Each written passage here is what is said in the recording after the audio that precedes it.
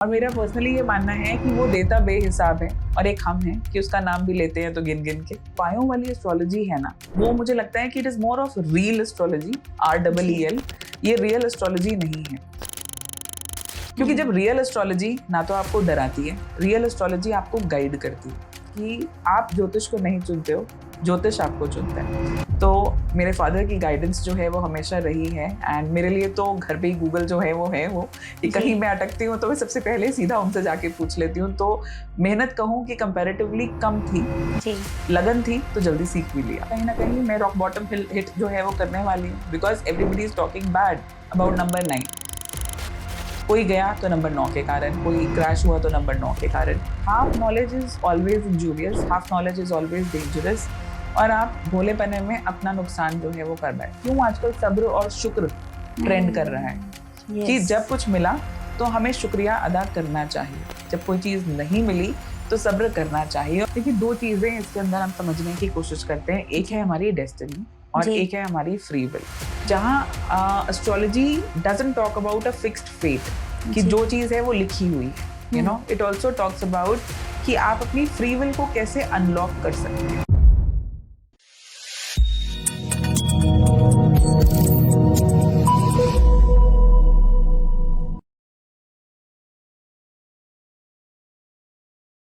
नमस्ते everyone, welcome to सोच matters. आज की जो एस्ट्रोलॉजर हैं वो काफ़ी जानी मानी एस्ट्रोलॉजर है। न्यूज़ चैनल पे हम उनको टाइम टू टाइम देखते रहते हैं। आज उनसे बातचीत में हमने काफ़ी सारी बातों के ऊपर क्लैरिटी लेकर आए हैं, जैसे कि मेडिटेशन होता कैसे है, टैरोट कार्ड रीडिंग से हम पता लगा सकते हैं अपनी छोटी से छोटी सिचुएशंस के बारे में, और कैसे हमारे प्लैनेट्स हमारे लिए वर्क करते हैं और क्या कहते हैं हमारे हर नंबर्स। न्यूमरोलॉजी के ऊपर भी हमारी काफ़ी सारी बातचीत हुई है। तो चलिए आज का एपिसोड शुरू करते हैं और स्वागत करते हैं हमारी स्पेशल गेस्ट मनीषा कौशिक जी का, only on Soch matters with me Poonam Rawat. Manisha ji, बहुत बहुत स्वागत है आपका सोच मैटर्स पर। Thank you so much, it's lovely to be here with you. Thank you. सबसे पहले तो यही क्वेश्चन है कि एस्ट्रोलॉजी जो सब्जेक्ट है ना वो बहुत बड़ा है, तो एज अ करियर आपने कैसे डिसाइड करा कि मुझे यही सब्जेक्ट चूज करना है? अगर अपनी बैकग्राउंड बताऊं तो I am an engineer in electronics and communication from Kurukshetra university. उसके बाद मैंने MBA किया from university of Sheffield UK। But मेरी फैमिली मेरी लेगेसी में है, ये देखिए, मैं अपने फादर के फुटस्टेप्स फॉलो कर रही हूँ। इनफैक्ट माय ग्रैंडफादर, मेरे ग्रेट ग्रेट ग्रैंडफादर सब एस्ट्रोलॉजी में रहे हैं और अपने टाइम के बड़े फेमस एस्ट्रोलॉजर्स रहे हैं। मेरे father astrologer doctor Prem Kumar Sharma, आप फॉर मोर देन 25+ ईयर्स उन्हें हिंदुस्तान टाइम्स में उनका डेली कॉलम वो लिख रहे हैं। तो he is a 3 times Limca book of record holder. तो जब आपके परिवार में कोई चीज होती है ना, उससे एक्सेप्ट करना, अडाप्ट करना तकरीबन कंपैरेटिवली जल्दी होता है, क्योंकि आप रोजाना, जैसे डॉक्टर के बच्चों को जो है ना वो कुछ कुछ दवाइयों के बारे में, कुछ कुछ बीमारियों के बारे में घर में सुन सुन के ही पता चल जाता है। उसी तरीके से जो प्लैनेट्स की स्टडी है या नंबर्स की स्टडी है, तो वो घर में मैंने इतना सुना था कि मुझे कुछ चीज नई लगी नहीं जब मैंने इसको एज अ प्रोफेशन एक्सेप्ट किया। लेकिन अपने फादर के साथ हम छोटे होते थे, तब से जो है वो जब भी उन्हें समय मिलता, हम रात को जो है वो वॉक पे इकट्ठे निकलते हैं, मैं और मेरा भाई डैडी के साथ।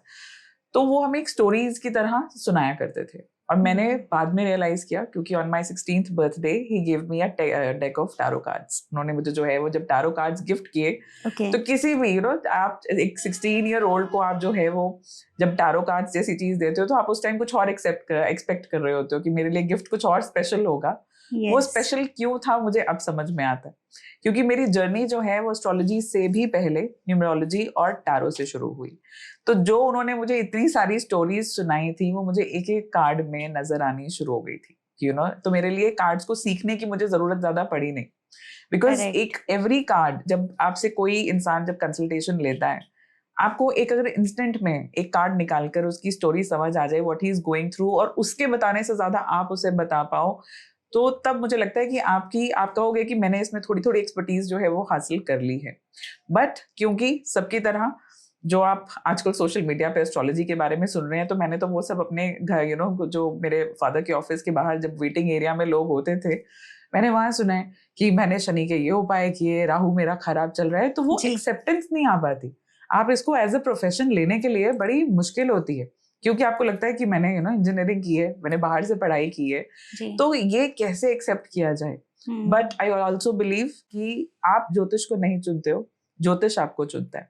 तो मेरे फादर की गाइडेंस जो है वो हमेशा रही है, एंड मेरे लिए तो घर पे ही गूगल जो है वो कि कहीं मैं अटकती हूँ तो मैं सबसे पहले सीधा उनसे जाके पूछ लेती हूँ। तो मेहनत कहूँ कि कंपैरेटिवली कम थी जी, लगन थी तो जल्दी सीख भी लिया जी। Very nice. जो आज के टाइम पे ना काफी लोग हैं जो एस्ट्रोलॉजी को सुपरस्टिशन मानते हैं, तो उसमें आपका क्या मानना है? अगर आप जो सोशल मीडिया पे देख रहे हो तो फिर वो जहाँ हल्दी के उपाय ट्रेंड कर रहे हैं, जहाँ रातों रात अचूक अमीर बनने के उपाय ट्रेंड कर रहे हैं, तो फिर एस्ट्रोलॉजी को सुपरस्टिशन मानना गलत नहीं है जी। बट हम अगर बचपन की कहानियां जो हमें सुनाई जाती थी, या हमने टीवी पर जब ये नेटफ्लिक्स वगैरह नहीं होता था, हमने जब भी किसी राजा के महल को देखा और उसमें राज ज्योतिषी होते थे या राज पुरोहित होते थे, तो कभी आपने देखा कि उन्होंने कहा हो, हे राजन, आप इस काम के लिए जा रहे हैं तो ये 7 लौंग साथ लेके चले जाएं। वो उन्हें गाइड करते थे कि आपके सितारे जो हैं वो इस वक्त ऐसे हैं, ये डिसीजन हमें लेना चाहिए या नहीं लेना चाहिए। तो ये जो उपायों वाली एस्ट्रोलॉजी है ना, वो मुझे लगता है कि it is more of real astrology, REEL।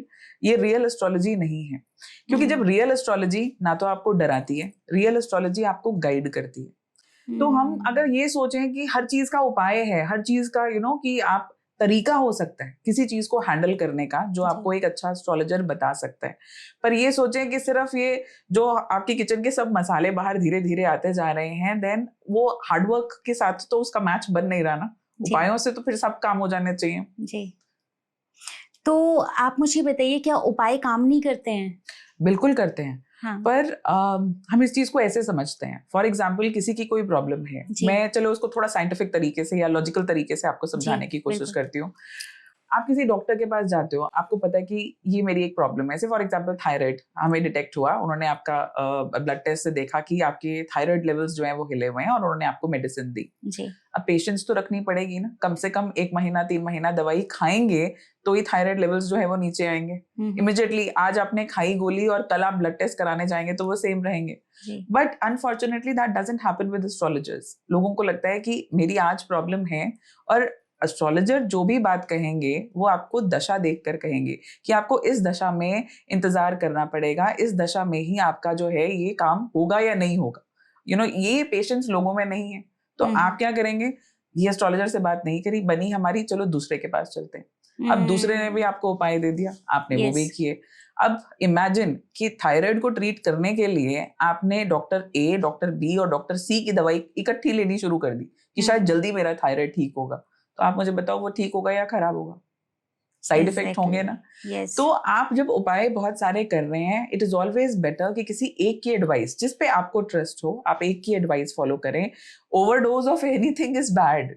कोई चीज ऐसा नहीं है कि आपका काम जल्दी होगा, मैंने आपको बड़ा लॉजिकली समझाया है कि एक्सेस दवाई लेने से प्रॉब्लम ही आगे आएगी, थायराइड ठीक नहीं होगा।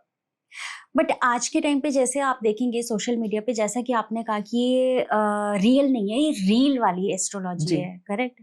तो आज के टाइम पे आप जैसे देखेंगे कि छोटे छोटे उपाय रील में आ रहे हैं, और मैं ये सोच रही हूँ कि अगर लोग उसको बिना जाने पहचाने इम्प्लीमेंट कर रहे हैं तो क्या उसके साइड इफेक्ट्स भी हैं?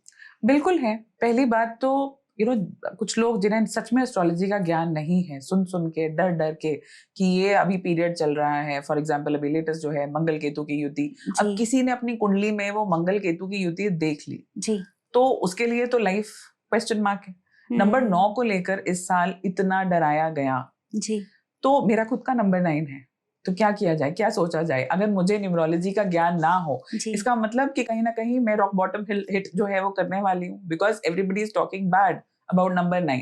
कोई गया तो नंबर 9 के कारण, कोई क्रैश हुआ तो नंबर 9 के कारण, बट ये सही नहीं है। क्या आज से पहले हमने नंबर 9 नहीं देखा? मार्स जो है आज से पहले नहीं आया, और ऊपर बैठे मार्स मुझे लगता है कि बेचारे यूं ही परेशान हो रहे होंगे कि मेरे बारे में कितना बुरा बोला जा रहा है, अभी तो मैंने उतना कुछ किया भी नहीं। तो ये मुझे लगता है कि जहां आपका सवाल है कि हम इतने सारी चीजें जब हम कर रहे हैं, कोई आते हैं और बोलते हैं कि मैम मेरी कुंडली में राहु है, तो मैं बोलती हूँ मेरी कुंडली में भी है, उसके अलावा भी बाकी प्लैनेट्स हैं, जी तो हम सबके ऊपर इनका इन्फ्लुएंस है। लेकिन ये जो शुक्र को एक्टिवेट करना, पहले देख तो लो शुक्र अच्छे प्लेस्ड हैं या नहीं है। वो कुछ ऐसे घरों में बैठे हों आपके कि जिनको आप एक्टिव कर दो और वो उसके साइड इफेक्ट्स लेके आना शुरू हो जाएं। yes. So half knowledge is always injurious, half knowledge is always dangerous, और आप भोलेपने में अपना नुकसान जो है वो कर बैठते हैं। तो इट मीन्स कि हमारी ऑडियंस को एक मैसेज जाता है कि प्लीज कृपया रील देख के तो एटलीस्ट इम्प्लीमेंट ना करें। देखो अगर हम ब्रॉडली भी देखें, क्यों कोई अच्छे डॉक्टर्स इंस्टाग्राम पे बहुत वो नई रील्स बना रहे। अगर मान लो कि कोई डॉक्टर्स जो है वो ये करना शुरू हो जाए कि सिरदर्द की दवा, आपके पास सिरदर्द रहता है, आप ये गोली खाएं, सिरदर्द जो है वो होगा ही नहीं। सिरदर्द का रीजन कोई अच्छा डॉक्टर हमेशा सबसे पहले इवैल्यूएट करेगा कि आपको माइग्रेन का इशू है, आपकी आईसाइट वीक है, आपको गैस्ट्रिक इश्यूज हैं, या कोई और रीजन है कि जिसके कारण आपके सिरदर्द हैं, तभी उसकी दवाई दी जाएगी ना। वन शू फिट्स ऑल वाली एस्ट्रोलॉजी नहीं चलती। और अनफॉर्चुनेटली हम जो देख रहे हैं, दिस इज क्लिकबेट कि रातों रात अमीर बने, रातों रात जो है वो ये करें, and people are following for it. तो हो भी सकता है, मैं ये नहीं कह रही कि सबके लिए काम नहीं करेगा, हो सकता है कुछ लोगों के लिए करे, बट मासेस के लिए जिनके लिए नहीं काम कर रहा, तब एस्ट्रोलॉजी को सुपरस्टिशन वाले नजरिए से देखा जाता है। Very true. एस्ट्रोलॉजी मैम जैसे देखेंगे कि लास्ट कुछ फ्यू ईयर्स से ना बहुत ज़्यादा हाइप पे आ गई है ना। एवरी सिंगल पर्सन या तो एस्ट्रोलॉजर आपको रेमेडीज बता रहे हैं या फिर वो कोर्सेज सेल कर रहे हैं, है ना। तो मैं ऐसा सोचती हूँ कि आज के टाइम पे जब हम बाहर निकल रहे और हम कह रहे हैं कि यूनिवर्स आपकी सुनता है, यूनिवर्स आप पे एक्ट करता है, तो मैं चलते टाइम सिर्फ ये सोच रही होती, इमेजिन कर रही होती हूँ, पता नहीं कितने सारे घरों से कितने सारे उपाय बाहर निकल के घूम रहे हैं, एंड वी डोंट नो कि हम कैसे ऑरा में रह रहे हैं अभी, और क्या हमारा एनवायरनमेंट उतना सेफ है, उतना फिल्टर्ड है। तो ये एक कहीं ना कहीं मतलब एक लॉजिकल थिंकिंग भी है कि मतलब आप सेफ इन्वायरमेंट में है कि नहीं है, पता नहीं क्या ही चीजें आपको रास्ते में मिल जाए या क्या ही हो रहा है। तो इसके ऊपर आपका क्या टेक है? थोड़ा सा लॉजिकली समझने की कोशिश करते हैं, at least the logic that I go by. जब आप अपनी डेट टाइम प्लेस किसी भी एस्ट्रोलॉजर को देते हैं तो वो सॉफ्टवेयर में डाल के कुंडली बनाते हैं। पहले के समय में हम हाथ से बनाते थे, आज लाइफ हैज गॉट इजी। आज के समय की बात करें, टेक्नोलॉजी हैज रियली हेल्प्ड अस कि आपकी कुंडली जो है बनके हमारे सामने आ जाती है। अब एक कुंडली में क्या है, आपके 12 भाव हैं, उसके अंदर 12 राशियों का जिक्र है, 27 नक्षत्रों का जिक्र है, 9 प्लैनेट्स का जिक्र है। तो सबका एक समझ लीजिए कि सबकी जैसे कहें कि ब्लड टेस्ट रिपोर्ट्स आपने जो है वो आपके सामने जो है वो आ गई है। अब उसके अकॉर्डिंगली अगर किसी की दशा ही ऐसी चल रही है जिसमें उसने सफर करना है, तो फिर बहाना कोई भी बने। आप नींबू के ऊपर से निकल गए, कोई आपके घर में राई फेंक गया, वो बहाना है, क्योंकि आपका समय है परेशानी क्रिएट करने का। बट क्या ये, और अदरवाइज ऐसा नहीं है कि जो लोग, मैं हमेशा ये बोलती हूँ कि नजर का तो चलो मैं बात नहीं करूंगी बिकॉज मेरा नजर में बिलीफ थोड़ा सा डिफरेंट है, पर मैं ये कहती हूँ कि अगर ये चीजें सबको इतने आसानी से हिट कर सकती तो फिर मोदी जी काम ना कर पाते, कतरीना कैफ जो है वो खूबसूरत ना दिखती, क्योंकि सब उनसे जलते हैं लेकिन उनके ऊपर ये प्रयोग सबसे ज्यादा किए जाते। बट अगर दशा उनकी सही चल रही है, मुझे ये लगता है कि लोगों में ना कहीं क्यों आजकल सब्र और शुक्र ट्रेंड कर रहा है कि जब कुछ मिला तो हमें शुक्रिया अदा करना चाहिए, जब कोई चीज नहीं मिली तो सब्र करना चाहिए। और ज्योतिष का सबसे बड़ा मूल है ये, कबीरदास जी का दोहा है ना, धीरे धीरे रे मना धीरे सब कुछ होए, माली सींचे 100 घड़ा ऋतु आए फल होए। तो ये ऋतु क्या है, दशा है। तो जब दशा आएगी और आपने उसके लिए मेहनत की है, माली ने 100 घड़े सींचे हैं ना, तभी जाके जो है वो फल आए। तो अगर आपने किसी चीज के लिए मेहनत की है, hard work is definitely, it has no alternative. कोई उसके लिए जो है ना वो एक चीज को आप हटाया जा ही नहीं सकता। आप जो है वो किस्मत के भरोसे चीजें नहीं छोड़ सकते। कि बहुत लोग कहते हैं किस्मत में लिखा है तो हो ही जाएगा। और मैं हमेशा उन्हें बोलती हूँ कि अगर किस्मत में लिखा है हो ही जाएगा, तो हो सकता है किस्मत में ये भी लिखा हो कि कुछ करने से ही होगा। तो कुछ करो तो सही, हार्ड वर्क इज इम्पोर्टेंट। तो आप बिलीव करते हैं कि जैसे कहते हैं कि किस्मत हमारा पहले से ही लिखा हुआ होता है ना, और क्या हम कर्म से भविष्य को बदल सकते हैं? तो आपका क्या बिलीफ है कि हम क्या चीज? दोनों चीजें डिफरेंट है। इस क्वेश्चन के एक्चुअली 2 पार्ट्स हैं जी। ये बात सही है कि हम अपनी किस्मत लिखवा के लेकर आए हैं। हर इंसान एक इसे अब आज की टर्मिनोलॉजीज में हम सोल कॉन्ट्रैक्ट कह सकते हैं कि हम जब आए हैं तो हम एक सोल का हमारा एक कॉन्ट्रैक्ट लेकर आए हैं. इट्स लाइक आपको स्कूल में एक सिलेबस दे दिया गया है जी. अब ये आपके हाथ में है कि आपको रोते रोते वो सिलेबस पूरा करना है या फिर उस सिलेबस के ऊपर मेहनत करके टॉप करना है. तो रिजल्ट्स की अगर हम बात करते हैं एस्ट्रोलॉजिकली हम कहते हैं कि आपका प्रॉफिट वाला पीरियड है. आपको गेन होगा. आपकी मेहनत डिसाइड करती है कि वो गेन कितना होगा. वो 100 रुपए का गेन है या फिर जीरोस आगे लगते ही जा रहे हैं because you work hard for it. Yes, very true. Ma'am थोड़ा सा मैं न्यूमरोलॉजी के ऊपर आना चाहती हूँ. आप मुझे बताइए कि न्यूमरोलॉजी जैसे एक थोड़ा सा इसको सिंप्लीफाई भी करते हैं बिकॉज मुझे ऐसा लगता है ना कि नंबर्स का गेम है और नंबर्स अपने सबको पता ही होते हैं जी. तो क्या हम नंबर्स के अकॉर्डिंग सबके ट्रेड्स को डिफाइन कर सकते हैं? बिल्कुल कर सकते हैं बिकॉज जैसे फॉर एग्जाम्पल न्यूमरोलॉजी में जी इजीएस्ट वे में अगर हम समझें तो आप जिस तारीख को पैदा हुए उस तारीख से आपका DDMM 4 times Y जब हम लिखते हैं तो 2 नंबर्स हम डिराइव करते हैं. पहला आसान तरीके से एक बर्थडे नंबर होता है जो आपकी बर्थ डेट है. फॉर एग्जाम्पल किसी की 26 है तो उनका जो बर्थडे नंबर हुआ वो हुआ 2 + 6 8. अब किसी का डेट ऑफ बर्थ जो 9th को कोई पैदा हुए हैं ऑफ एनी मंथ तो उनका जो बर्थडे नंबर है वो हुआ 9. और एक होता है आपका लाइफ पाथ नंबर जो कि आपकी पूरी डेट का टोटल है जिसमें कि हम ईयर को सिर्फ 87 नहीं 1987 के साथ जोड़ेंगे. तो ये आपका लाइफ पाथ नंबर होता है. अब बर्थडे नंबर और लाइफ पाथ नंबर अब आप कहेंगे कि बहुत सारे नंबर 8 वाले लोग हैं बहुत सारे जो है 8 और 6 अगर किसी का टोटल बन रहा है कि आपका बर्थडे नंबर 8 है और आपकी पूरी डेट ऑफ बर्थ का टोटल जो है वो 6 है तो ये 8 और 6 कॉम्बिनेशन वाले भी हजारों सैकड़ों दुनिया जो है वो आपको मिलेगी. दिल्ली में भी बहुत सारी मिल जाएगी. लेकिन आपको समझने की जरूरत है कि जैसे हम फ्रूट की बात करते हैं फॉर एग्जाम्पल ऑरेंज है तो आप आइडेंटिफाई कर सकते हो कि ऑरेंज है तो इसका कलर ऑरेंज जैसा है. बनाना है तो वो येलो होगा. अब ये और बात है कि आपको साउथ में लाल रंग के बनानास भी मिलेंगे. बनाना के डिफरेंट साइजेस आपको पूरे अक्रॉस अपने ही देश में इतनी वैरायटीज जो है वो मिल जाती हैं. बट आपको ये पता है कि the moment you talk about बनाना तो आपको जो है केला जब भी मैंने बात किया तो मुझे एक येलो कलर का फ्रूट मेरे आइडेंटिफाई मैंने कर लिया. सेम इज द केस जब न्यूमरोलॉजी में हम 1 से 9 नंबर्स की बात करते हैं तो एक एक ट्रेट बिकॉज उनके साथ एक प्लैनेट कनेक्टेड है आपको वो ट्रेट उनके अंदर शख्स के अंदर नजर आएगा ही आएगा. अब फॉर एग्जाम्पल हम नंबर 1 की बात करते हैं तो इनके अंदर लीडरशिप स्किल्स होंगी बट ऐसा नहीं है कि नंबर 1 वाले लोग जो है वो हमेशा आपको लीडर या कहीं लीड करते हुए मिलेंगे. I have met so many people जो कहते हैं कि we have been failures in our life. Number 1 क्यों नहीं काम किया क्योंकि वो फेलियर्स को चूज कर रहे थे और फेलियर्स में लीड कर रहे थे.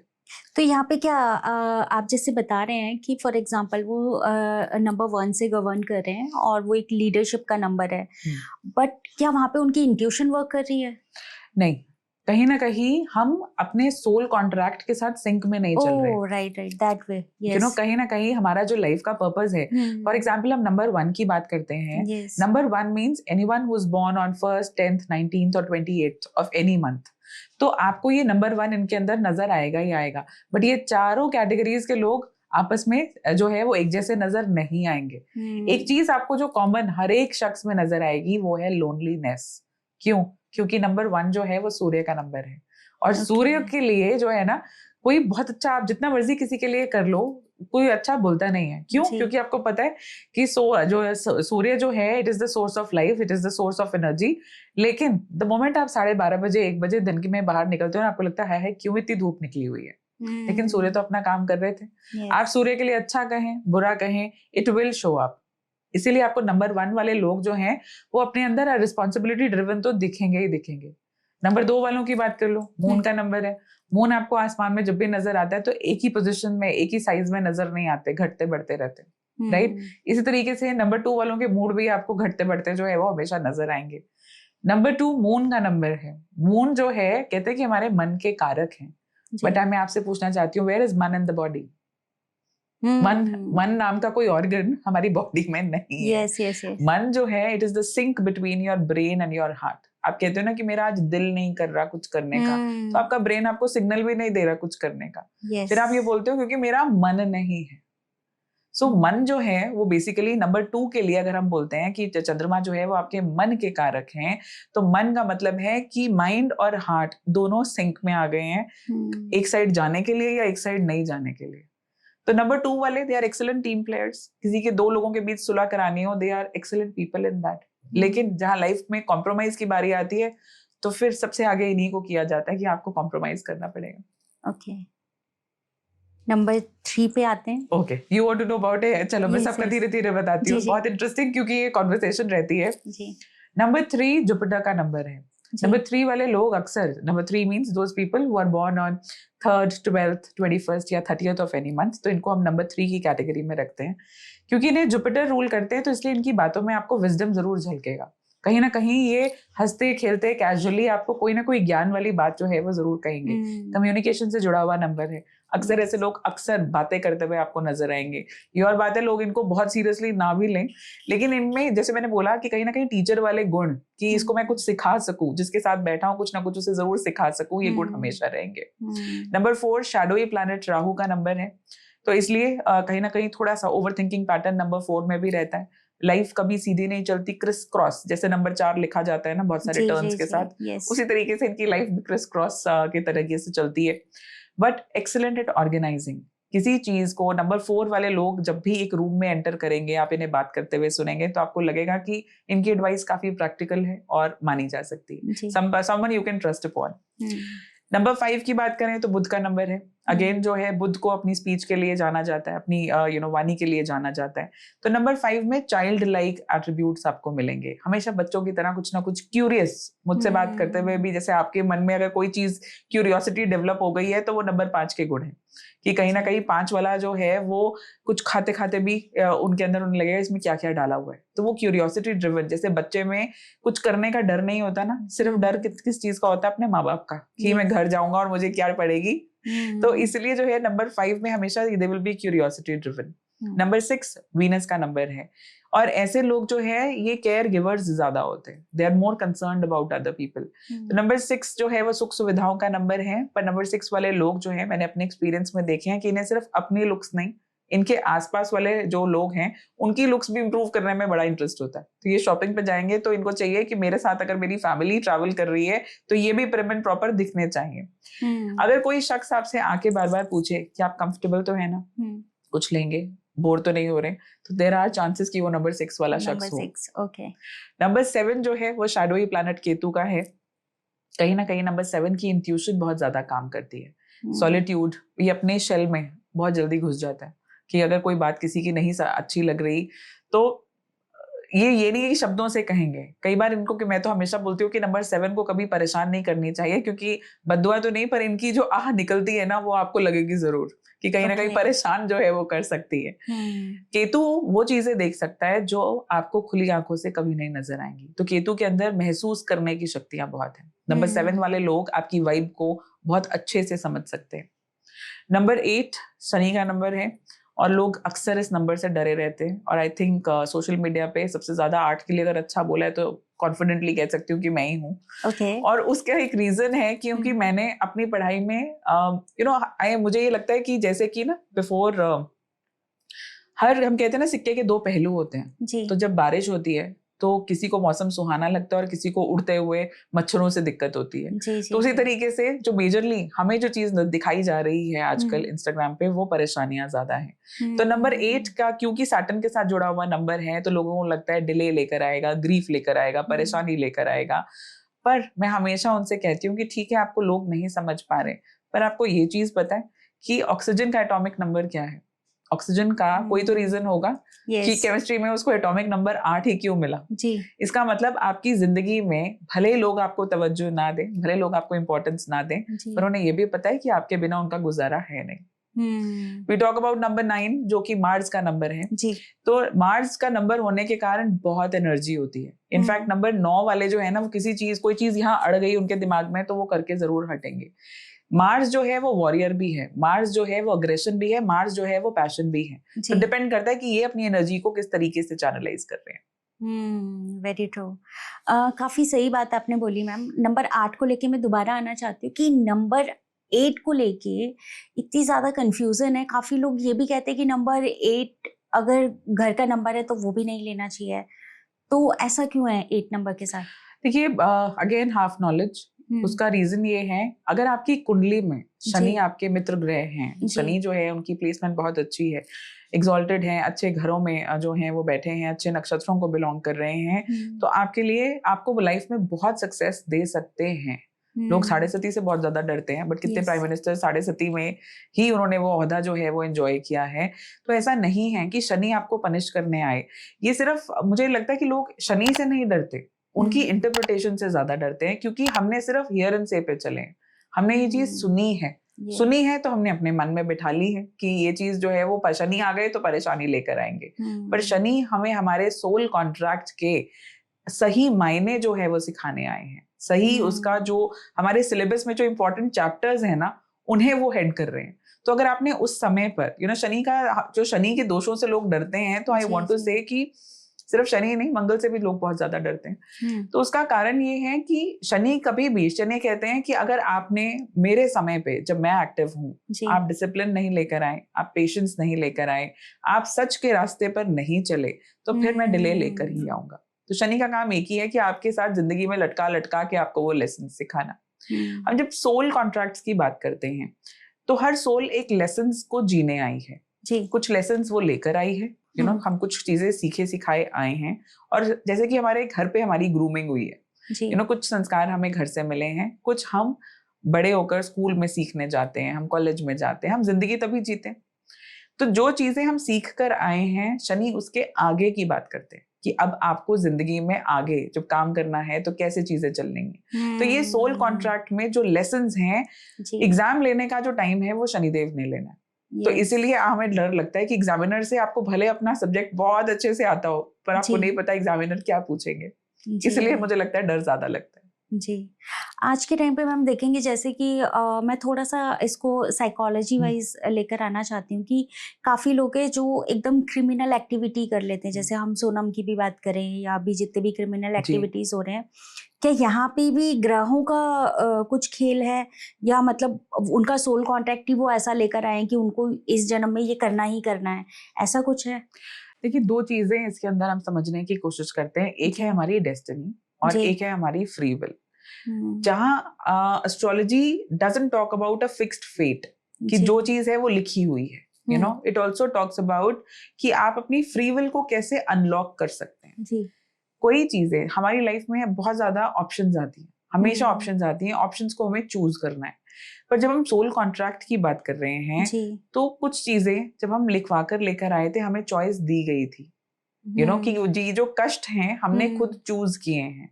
एस्ट्रोलॉजिकली अगर हम बात करते हैं तो सच में ये आपकी कुंडली में बहुत सारी चीजें जो है वो दिख जाती हैं कि आप जो है वो टेररिज्म से कनेक्टेड हैं, आप जो है वो मर्डर से कनेक्टेड हैं, चोरी से आप कनेक्टेड हैं, वो चीजें जो है वो नजर आ जाती हैं। अब बहुत सारी चीजें जो है वो होती हैं। मैं अपने एक्सपीरियंस में भी, एक शख्स एक बार मुझसे मिले, कुछ बहुत साल पहले की बात है, लेकिन वो मेरे ऑफिस में आए और उन्होंने कहा कि मेरे पास डेट ऑफ बर्थ नहीं है, कि कोई मेरे पास कुंडली नहीं है। अब उनको देख के जो है वो मुझे बड़ी हैरानी हुई, क्योंकि मुझे लगता है कि थोड़ा सा चार्जेस मेरे ज्यादा हैं, but it's bad to be judgmental. तो मैंने पूछा कि कौन वेटिंग में है, तो बोले इनकी अपॉइंटमेंट थी। तो मैंने कहा अच्छा, तो लगा नहीं कि मतलब इतने चार्जेस जो है अफोर्ड कर सकते हैं, बट नेवर माइंड। वो आए और उन्होंने जो है वो टैरो से बोला कि, मैंने कहा ठीक है, डेट ऑफ बर्थ नहीं है तो हम टैरो खोलते हैं। टैरो में जो है पहली चीज कुछ खाने जो है हम, क्योंकि मैं एस्ट्रो टैरो करती हूँ, तो जब देखा और उन्होंने कहा कि अब किसी को आप कैसे कहें कि आप जेल से आए हैं, क्या आपसे कोई पहली बार मिला है, आप किसी को ऐसा तो नहीं कह सकते। लेकिन कहीं ना कहीं उनका 12वां घर जो है वो मुझे एक्टिव नजर आ रहा था, और उसमें हम कहते हैं कि एस्ट्रोलॉजी में 12वें घर से को कहा जाता है जेल खाना, दवा खाना, पागल खाना। तो कनेक्शन जो है वो जेल से ज्यादा बन रहा था। अब पूछूं तो पूछूं कैसे, अच्छा नहीं लगता। तो मैंने उन्हें बोला कि बहुत अच्छा समय नहीं नजर आ रहा, कहीं ना कहीं जो है वो परेशानी वाला समय है, जैसे अकेलेपन में जिंदगी हमने गुजारी हो, कि ये समय जो है। उन्होंने अचानक से बोला, हाँ मैम मैं जेल में था। तो मेरे लिए थोड़ा आसान हुआ कॉन्वर्सेशन को आगे लेकर जाना। आगे की जो बात थी कि उन्होंने क्या किया, ऑब्वियसली गलत काम जो है वो किया, लेकिन कहीं ना कहीं पहले एज अ पर्सन आपको डर लगता है पूरी कहानी सुन के कि this person has a criminal background, और ये एक बार नहीं हुआ, ये कई बार जो है वो हो चुका है। बट जब आप टैरो के जरिए या एस्ट्रोलॉजी के जरिए जब उनका मैंने प्रश्न कुंडली के हिसाब से देखा और मैंने अगर उन्हें कहा, मैंने कहा आगे भी जाने के योग बहुत जल्दी बन रहे हैं, उन्होंने कहा मुझे पता है, क्योंकि जो काम मुझे करना है उसके लिए मुझे जाना ही पड़ेगा। तो मैडम ये तारीख तो मैं भी बता देता हूँ आपको कि मैं कब जो है किस दौरान अंदर जाऊंगा। तो मैंने कहा अच्छा तुम्हें मुझसे क्या जानना चाहते हैं? हाँ। बोलते बस यही जानना है कि जो काम किया था उसके पैसे नहीं मिले, पैसे कब मिलेंगे? OMG। So इसलिए जो है वो एक्सपीरियंसेस एज एन एस्ट्रोलॉजर बहुत डिफरेंट है। जब काम शुरू किया था तो मुझे लगता था कि क्या सवाल जो है वो जेनरिक होंगे, लोग अपने नौकरी के बारे में, बिजनेस के बारे में, शादी के बारे में, लव रिलेशनशिप के बारे में, बच्चों के बारे में क्या ही पूछेंगे। जी जी। बट जिस दिन से टचवुड मैं कहूँ कि गद्दी मिली है, बहुत कुछ सीखा है और डेली जो है वो सीख रहे हैं। कुछ काफ़ी इंटरेस्टिंग था मैम। कुछ और आप अपने मतलब क्लाइंट्स के जो आपको लगा बहुत डिफरेंट है, ये केस तो मैंने एक्सपेक्ट नहीं करा था, ये कैसे आया है? तो ऐसी कोई ऐसे तो बहुत से हैं, हमें पॉडकास्ट छोटा पड़ेगा क्योंकि बहुत सारे केसेस जो है वो ऐसे हुए हैं जो जैसे कि फॉर एग्जांपल मुझे याद है कि एक फैमिली मुझे मिली and they had the only child कि बेटा एक था बहुत समय पहले, और वो आए और उन्होंने कहा कि हम परेशान हैं क्योंकि हमारे बेटे को लगता है कि वो एक ट्रांसजेंडर है। तो मैंने कुंडली देखी और देख के जो है वो मैंने कहा कि ट्रांसजेंडर तो हम नहीं कह सकते, बट हाँ ओरिएंटेशन स्ट्रेट भी नहीं है कि जो है वो आपको एक्सेप्टेंस लानी पड़ेगी। अब जब बहुत बार जब लोग आपसे मिलते हैं ना तो वो एक माइंडसेट से आते हैं, उन्हें लगता है कि नहीं हमारी प्रॉब्लम है और हमें ये सोल्यूशन जो है वो दे देंगे, कुछ उपाय जैसा हम कह रहे हैं कि उपायों से जो है वो चीजें ठीक हो जाएंगी। जी जी जी। तो बहुत मुश्किल था। तो मैंने बोला कि नहीं आपको एक्सेप्ट तो ये चीज करनी ही पड़ेगी, सूनर और लेटर, जितनी जल्दी करेंगे लाइफ उतनी आसान रहेगी। जी।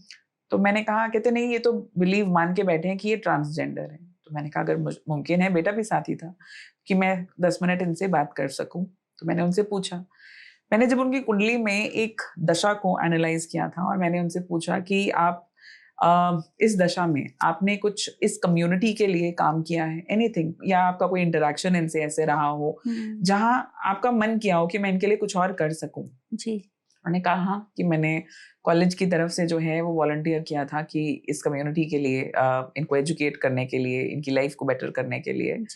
तो मैंने बोला अगर कि take me as an elder sister कि एक एडवाइस जो है वो मैं आपको दूं कि रादर देन बिलीविंग कि आप इसी कम्युनिटी का हिस्सा हैं, यू नो, हेल्प देम, जितना कर सकते हो इनके लिए जरूर करो, विदाउट काउंटिंग कि आप इनमें से ही एक हैं, क्योंकि तब आप उनकी ज्यादा मदद कर पाओगे।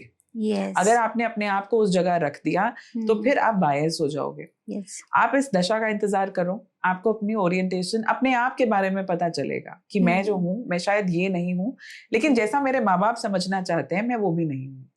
तो मैंने कहा ये क्लैरिटी पेरेंट्स को भी आएगी और आपको भी आएगी। आज कितने सालों बाद जो है अब पेरेंट्स केम अगेन कि अभी भी हमें एक्सेप्टेंस नहीं हो पा रही क्योंकि अकेला बेटा है, और अब लेकिन ये उस चीज से बाहर है। तो यू नो बहुत बार ऐसा होता है कि आपको चीज नजर आ रही है बट आप सामने वाले को कैसे वो चीज समझाओ, बिकॉज वो they have come with a mindset. And you know एक माता रानी की कृपा रही है कि लोगों का विश्वास है कि लोगों को लगता है कि हम इस प्रॉब्लम के साथ जाएंगे और मनीषा जो है वो छूमंतर कर देंगी। लेकिन कई बार मेरे भी हाथ जो है वो बाउंड होते हैं और मुझे बहुत समय लगता है समझाने के लिए कि कुछ चीजों को एक्सेप्ट हमें करना चाहिए। Very true. आप बुक्स रीड करती हैं? करनी पड़ती है, जरूरी है कि समय, पर मुझे पढ़ने से ज्यादा लिखने का शौक है, तो मैंने 7 किताबें लिखी हैं। वाओ, अच्छा। तो किस टॉपिक पे हैं बुक्स? मतलब टैरो पे मैंने 2 किताबें लिखी हैं, the people who want to learn tarot, और जो है फंक्शुए पे एक किताब जो है मैंने लिखी है। एक मैंने कोविड के दौरान अपने बेटे के साथ लूडो खेलते खेलते मैंने लूडो पर किताब लिखी थी कि लाइफ लेसन्स जो हमें लूडो से मिलते हैं। तो लूडो गेम जो है, क्योंकि ऑनलाइन लूडो तब आई थी और हम दिन में कोविड के दौरान होम बाउंड थे, होम घर के अंदर बंद थे, तो मैंने बहुत गेम खेली और उससे मुझे जितने मेरे एक्सपीरियंसेस थे कि लूडो के गेम हमें सिखाती है उस पर लिखी। एक मैंने अपने फादर के साथ वास्तु पे किताब जो है वो लिखी है, स्पिरिचुअलिटी पर एक किताब लिखी है।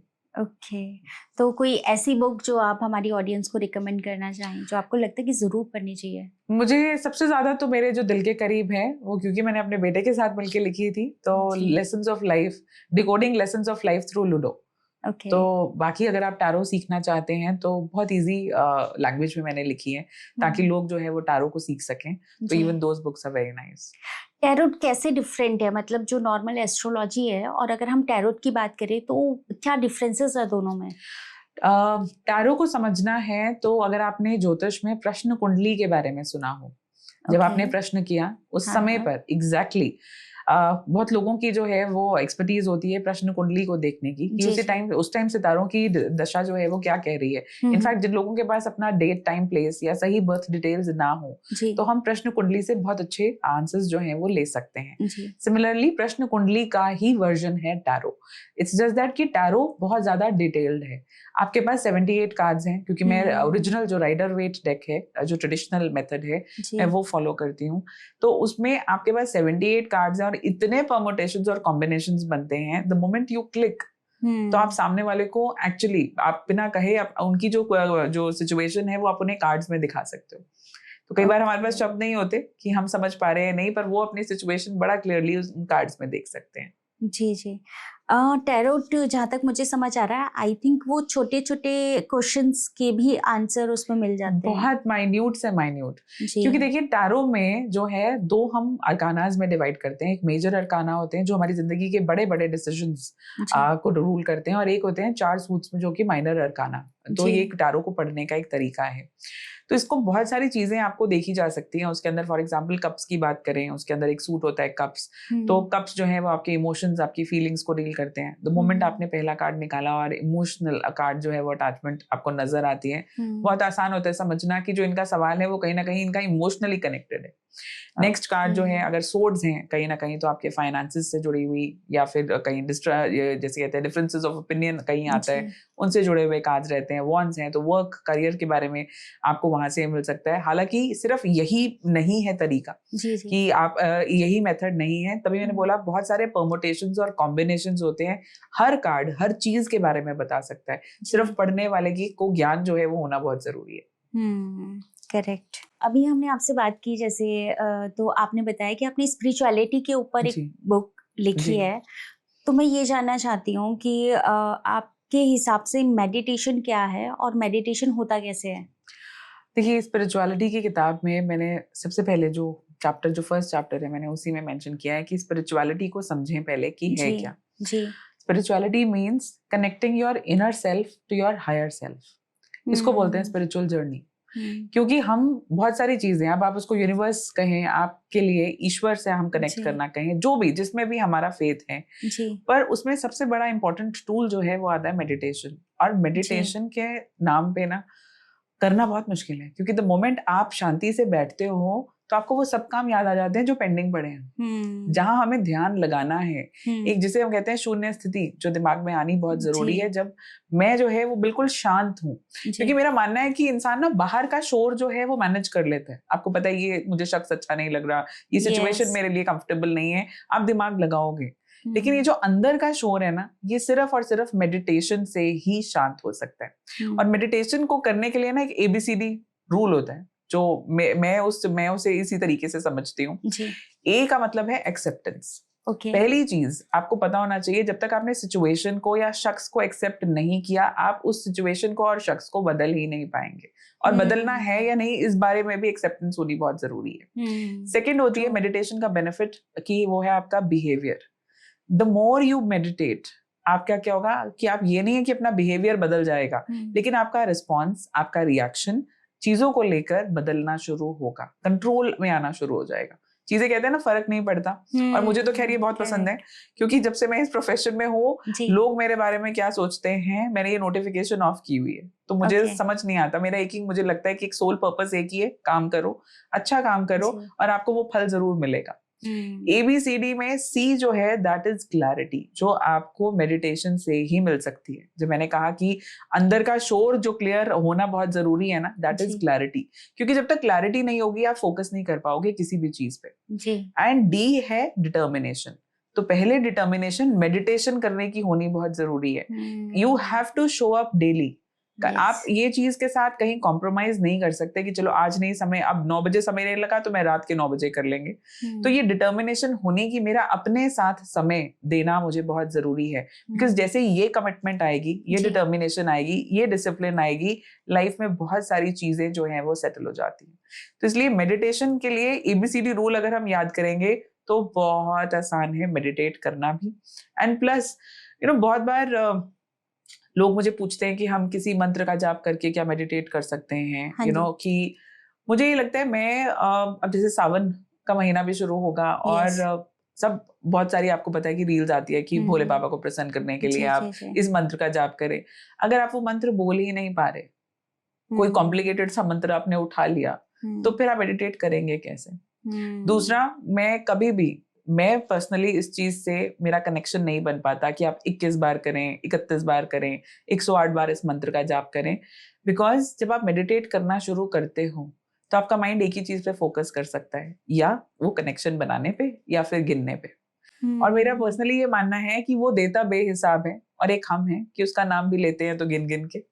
वाओ तो इसीलिए मुझे लगता है कि आप जब मेडिटेशन की जर्नी पे हैं, अपनी स्पिरिचुअल जर्नी पे हैं, तो बिना काउंटिंग के सिर्फ और सिर्फ एक ही सोच के साथ कि मुझे फोकस बनाना है, मुझे कनेक्शन बनाना है, यहाँ अपनी जर्नी को शुरू करना चाहिए। अच्छा, काफी लोग कहते हैं कि जब हम ध्यान की अवस्था में बैठते हैं तो हमें शून्य पे जाना होता है, बट वो शून्य पे जाया कैसे जाए? मतलब माइंड में थॉट्स तो आते ही हैं, बिल्कुल। और अगर मतलब हम एक पर्टिकुलर, फॉर एग्जांपल अगर हम किसी भगवान के ऊपर फोकस करें, या जैसे आपने बोला किसी मंत्र के ऊपर या किसी कनेक्शन के ऊपर भी अगर हम फील कर पा रहे हैं उसको, या हम उसको समझ पा रहे हैं, तो क्या उसको भी शून्य की अवस्था कहा जाएगा? बिल्कुल कहा जाएगा, डिपेंड करता है। देखो, शून्य की अवस्था समझाई नहीं जा सकती शब्दों में, सिर्फ एक्सपीरियंस है ये कि जो इंसान करेगा सिर्फ उसे ही पता है। So I always say it is between you and him. आप किसी को वो शब्दों में, अगर मैं ये बोलूं इसका नाम जरूर है, पर जो मैंने एक्सपीरियंस किया है वो कभी आपको मैं शब्दों में बता ही नहीं पाऊंगी। और बहुत बार जब आप मेडिटेशन करते हो, जब आप अपनी स्पिरिचुअल जर्नी में आगे बढ़ते हो, आपको महसूस होगा कि अपने आप यहाँ आंसू निकल रहे हैं। हाँ, करेक्ट, अपने आप जो है, मुझे नहीं पता बट मैं क्या कर रही हूँ, बट एक सिचुएशन ऐसी है कि जब मेरा कंट्रोल मुझ पे नहीं है, लेकिन अब मुझे लग रहा है कि there is someone who is holding me. वो यूनिवर्स कहें, आपका जिस भी ईश में विश्वास है, वो फेथ कहें, बट लगता है कि मेरे साथ कोई है। और अक्सर लोगों की स्पिरिचुअल जर्नी तभी शुरू होती है when they are at a rock bottom. तो वो कहते हैं ना कि दुख में सिमरन सब करे, सुख में करे ना कोई, जो सुख में सिमरन करे तो दुख काहे को होए। तो इसीलिए ये एक लगातार एक चीज आपकी लाइफ में, जैसे हमें पता है कि हमें ब्रेकफास्ट लंच डिनर करना है जी, हमें नहाना है, हमें डेली अपने हाइजीन का ध्यान रखना है, so this can not be missed. आपको अगर अपनी स्पिरिचुअल जर्नी को स्ट्रॉन्ग करना है, आपको उसमें बने रहना है, तो फिर मेडिटेशन रोजाना के आपके रूटीन का हिस्सा होना बहुत जरूरी है। Very true. मेडिटेशन का भी एक ऐसा है मैम कि काफी लोग इसकी टेक्निक बताते हैं, बट जब मैंने मेडिटेशन स्टार्ट किया तो फर्स्ट टाइम ना मुझे ऐसा लगता था कि मुझे टेक्निक फॉलो करनी है, तो मैं वो टेक्निक के पीछे जाती थी। तो उस टाइम पे ना मुझे कोई कनेक्शन फील नहीं हुआ। मुझे लगता था कि थोड़े टाइम के लिए मैं ब्लैंक हो गई हूँ, बट मुझे ना वो चीज़ रियलाइज नहीं हो रही थी जो मैं फील करना चाह रही हूँ।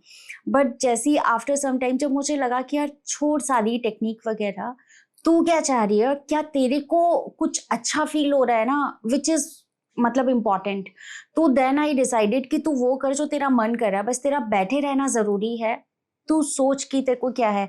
तो फिर मुझे उसके बाद जब मैंने ध्यान लगाया, एंड जैसे आप कह रहे हैं कि अगर आप बहुत ज़्यादा कनेक्ट करते हैं तो आप रोते भी हैं, तो सेम एज मेरे साथ हुआ, और वो फीलिंग ना बहुत अलग लेवल की फीलिंग है, बहुत अलग फीलिंग है, और बहुत अच्छा लग रहा था, और मुझे लग रहा था कि ये करने के लिए तो मुझे सीखने की ज़रूरत नहीं है। और फिर सेकेंडली मुझे लगा कि शायद ध्यान की अवस्था और ध्यान वाली फीलिंग हर किसी की अलग अलग है। बिल्कुल, वो जरूरी नहीं है कि हम टेक्निक फॉलो करेंगे तो हमें भी सेम ही फील होगा जैसे सामने वाले को फील हो रहा है। देन आई रियलाइज कि नहीं यार, ध्यान एक मतलब तुम्हारे खुद का एक पर्सनल स्पेस है, अब उस स्पेस में तुम क्या फील कर रहे हो, किससे मिलना चाहते हो, किससे बात करना चाहते हो, जी। किसको महसूस करना चाहते हो, इट्स अप टू यू। तो बिल्कुल। आप अपनी टेक्निक बनाओ और आप अपने हिसाब से कनेक्ट हो जाओ। तो मुझे ये समझ में आया था ओवरऑल। देखिए, आपने बिल्कुल सही कहा, टेक्निक आपको एक स्टार्ट दे सकते हैं यस। कि किसी चीज को फॉलो करने के लिए, बट मैंने भी आपसे वही बात कही कि अगर आप जाप कितना करना है उस काउंटिंग में बिजी रहेंगे करेक्ट। तो फिर आप वो कनेक्शन नहीं बना पाएंगे, राइट? तो आपको जो है ये सिर्फ एक टेक्निक कि मुझे किसी चीज को शुरू करना है, शुरू जी। करने के लिए आपको गाइडेंस की जरूरत होती है। जी। हर चीज के साथ, आज आप कोई इलेक्ट्रॉनिक आइटम भी लेते हो उसके साथ एक मैनुअल आता है। आप कॉन्फिडेंट हो कि इसको तो चलाना ही है, फोन नया लिया है मैंने तो ऑलमोस्ट सब कुछ सेम ही होगा तो मैं कर लूंगा, कि मैं कर लूंगी। लेकिन जब कोई नया इलेक्ट्रॉनिक आइटम आपने लिया, आपने एयर फ्रायर लिया जो आज तक नहीं यूज किया, आप कई बार मैनुअल उठा के देखोगे कि मैं इसको कितने मुझे डिग्री पे रखना है, क्या मैं चीजें करूँ, ऑयल मुझे कहाँ लगाना है, कहाँ मुझे चीजें डालनी है। तो ये जो टेक्निक्स हैं they act like a manual. जरूरी नहीं कि हर इंसान को जरूरत हो, आपके इनबॉर्न आपकी क्यूरियोसिटी है, आप खुद इसे एक्सप्लोर कर सकते हो, but manual is always helpful क्योंकि आपको डूज एंड डोंट्स पता चल जाते हैं। जी। मुझे ये पता चल जाता है कि मुझे अपने लिए समय निकालना कब है। मैनेज तो आपको करना है ना। ट्रू। मैनिफेस्टेशन की बात करें तो आज के टाइम पे ये वर्ड भी बहुत ज्यादा मैनिफेस्ट हो रहा है जी। कि मैनिफेस्टेशन, कोई भी विश है उसको मैनिफेस्ट करो। जी। तो क्या आप बिलीव करते हैं मैनिफेस्टेशन पे? मैनिफेस्टेशन बिल्कुल वर्क करता है, लेकिन not like the reels that you see. जी। बिकॉज जैसे मैंने आपको कहा कि कबीर दास जी के दोहे से मैंने आपसे कहा था कि धीरे धीरे रे मना धीरे सब कुछ होए, माली सींचे 100 घड़ा ऋतु आए फल होए। अब उसका मतलब क्या है कि ऋतु आपके लिए ये एस्ट्रोलॉजिकली दशा भी आनी बहुत जरूरी है। क्यों 18 साल लगे किसी को अपने घर को मैनिफेस्ट करने के लिए? क्योंकि उसने सोचा था कि मुझे अपना घर चाहिए, इस तरीके से घर चाहिए, पहाड़ों पे घर चाहिए, नदी के पास घर चाहिए। तो वो उसने मेहनत की, जब समय आया तो वो चीज मिल गई। लेकिन जो ये मैं उस चीज से बहुत ज्यादा जो है वो नहीं कनेक्ट कर पाती कि आप इस चीज को, इस नंबर को लिखें या इस चीज को लिखेंगे तो आपको वो चीज मैनिफेस्ट होगी होगी। क्योंकि फिर सितारों उस केस में वो चीज लिखकर सबकी चीजें मैनिफेस्ट हो जाती जो नहीं होती। कहीं ना कहीं जब हम लॉ ऑफ अट्रैक्शन और लॉ की बात करते हैं तो हमें लॉ ऑफ अजम्पशन भी समझना बड़ा जरूरी है, क्योंकि हम बहुत सारी चीजों को अज्यूम कर लेते हैं।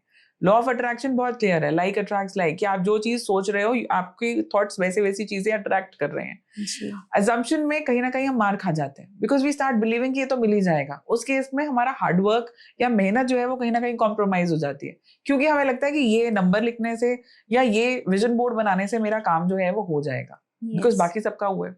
आपके घर में भी किसी ने कोई चीज अचीव की हो, फॉर एग्जाम्पल किसी ने लॉटरी की टिकट डाली और उसकी लॉटरी निकल गई, तो आपका मन करेगा यार इसकी निकल गई, मेरी भी निकल सकती है, व्हाई डोंट आई अप्लाई, कि मैं क्यों नहीं खरीदती इस चीज को। लेकिन उसकी किस्मत में था, उसके कि उसके चार्ट में वो चीज सपोर्ट कर रही थी, हो सकता है आपके नहीं कर रही। तो आप इतने पैसे, इतनी मेहनत, इतने नंबर्स चूज कर करके आप लॉटरी की टिकट्स ले रहे हो, but it is not working for you. उनके लिए उनके भाग्य ने साथ दिया। जी। आपके पास आते हैं ऐसे केस कि अभी हमारे स्टार्स कैसे चल रहे हैं, लॉटरी की टिकट ले सकते हैं, नहीं ले बहुत लोग होते हैं, बहुत लोग आपसे बाटर भी करते हैं कि आप हमारी लॉटरी लगवा दीजिए, हम जो है इतने % हम आपको देंगे।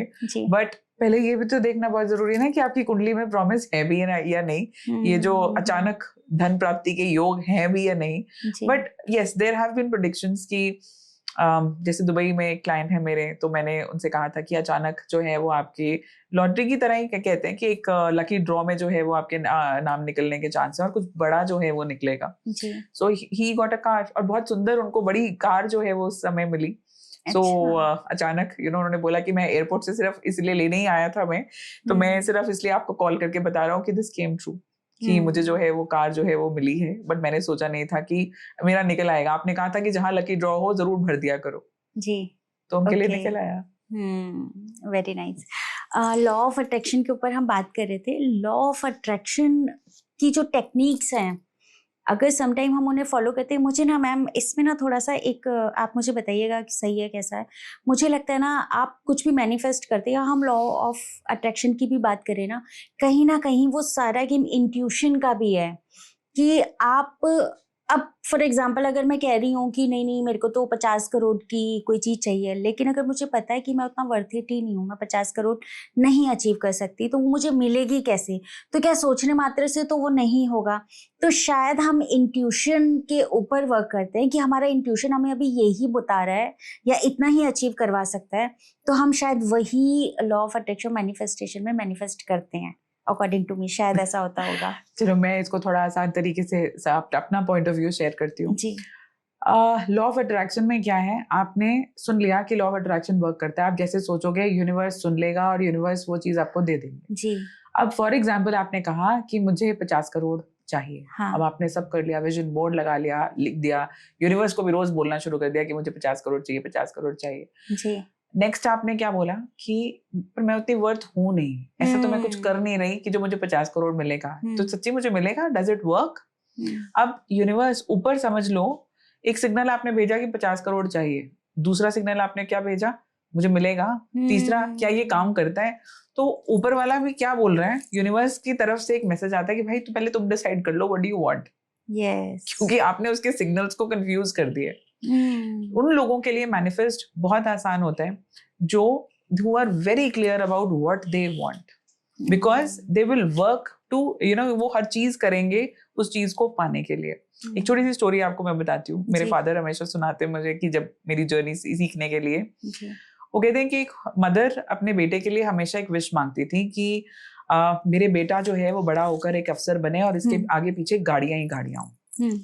बेटा बड़ा हुआ, ट्रैफिक पुलिसमैन बना, अफसर बना, पर आगे पीछे गाड़ियां ही गाड़ियां थी। अफसर बना क्योंकि वो किसी की भी गाड़ी को रोक सकता है, राइट? लेकिन गाड़ियां उसकी माँ ने नहीं मांगी थी। तो इसीलिए जब आप मैनिफेस्टेशन करते हैं, so my father has taught me कि अपनी विश ऐसे लिखो कि जब ऊपर वाला आपकी चिट्ठी खोले ना, और ऊपर वाले का काम तो तथास्तु कहना है, तो जब वो खोले ना, कहे तथास्तु और विश पूरी हो गई, तो उस बेटे की तरह ना बोलना पड़े कि माँ एक चीज ये भी ऐड कर देती कि वो गाड़ियां मेरी हो, दुनिया की नहीं। बिल्कुल। सो वो मैनिफेस्ट तो उन्होंने किया, इच्छा उनकी पूरी हुई, लेकिन इच्छा ऑब्वियस नहीं होनी चाहिए आपकी। अगर मैं आपकी चिट्ठी खोलूं तो मुझे पता होना चाहिए कि ये इनकी विश है और इस पे मुझे स्टैंप लगाना है। मतलब एक क्लियर एप्लीकेशन जानी चाहिए, राइट? हाँ, उसमें मतलब आप बिल्कुल क्लियर हो कि ये मेरा वर्ड्स है, और इनफैक्ट आपको फील भी वैसे ही करना, सोचना भी वैसा ही है। एग्जैक्टली है ना? Wow, interesting. तो आज आपसे बात करके बहुत अच्छा लगा, और मुझे थ्रू आउट मतलब इस पूरे पॉडकास्ट में जितनी भी बातचीत चल रही थी ना, आई डोंट नो, मुझे ऐसा लग रहा था कि आपकी लाइफ में मतलब जैसे आपने पहले बताया कि मेरे फादर मुझे स्टोरीज बताते थे, तो आई रियली विश कि मैं उनसे कभी मिल पाऊँ बिकॉज आपने उनकी इतनी सारी बातें कर दी, और मुझे ऐसा एक लग रहा था कि एक कितने अच्छे गुरु हैं वो शायद ना, क्योंकि आज जब आप कह रहे कि आपने टैरोट का डेक हाथ में पकड़ा, तो यू ऑलरेडी नो कि स्टोरीज क्या हैं, और आप इजीली कनेक्ट कर पाए। तो ये मतलब I would say you are very blessed कि आपको ऐसे गुरु मिले और ऐसे फादर मिले, तो यू आर वेरी ब्लेस्ड। और मुझे आपके साथ बातचीत में बहुत मजा आया। काफी सारे क्वेश्चंस हैं जो मेरे क्लियर हुए, और आपने बहुत साधारण शब्दों में उनको समझाया है। तो थैंक यू सो मच, आप सोच मैटर्स पे आए। Thank you so much. Thank you so much कि आपने मुझे अपनी इस ब्यूटीफुल जर्नी का हिस्सा बनाया। एंड आई थिंक ये कहीं ना कहीं हमारे सोल कॉन्ट्रैक्ट में भी था, एक दूसरे से मिलना, एक दूसरे से ये बातें करना। एंड इनफैक्ट आपके इस एफर्ट्स के through lot of people are benefiting because the people who watch your podcast, कुछ नया अगर हमारी इस बातचीत से वो सीख के जा रहे हैं, आई थिंक हम दोनों we've done a good thing today. So thank you so much for having me here. Thank you.